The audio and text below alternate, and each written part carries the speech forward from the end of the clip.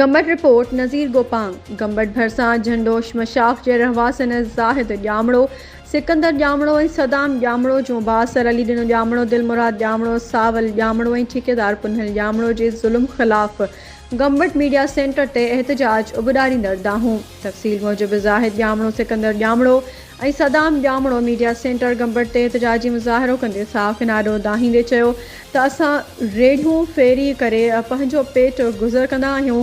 असांखे दिलमुराद ॼामड़ो, अली ॾिनो ॼामड़ो, सावल ॼामड़ो ऐं ठेकेदार पुनल ॼामड़ो कूड़नि केसनि में ॼाणाए असां मथां FIR कराए असांखे ब्लैकमेल करे रहिया आहिनि। जंहिं